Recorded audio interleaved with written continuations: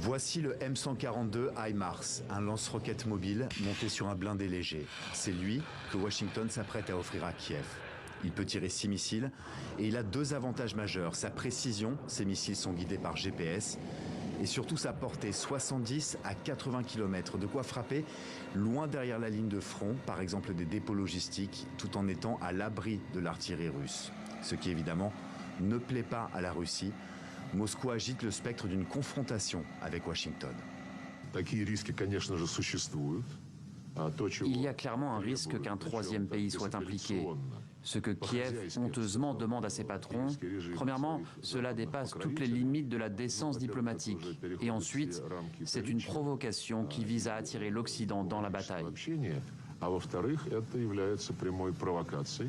Cette colère, Joe Biden avait pourtant essayé de l'apaiser. Dans une tribune et face caméra, le président américain répète sa doctrine, aider l'Ukraine, mais sans devenir co-belligérant. La livraison se fera donc à une condition, pas question qu'un de ces missiles frappe le territoire russe.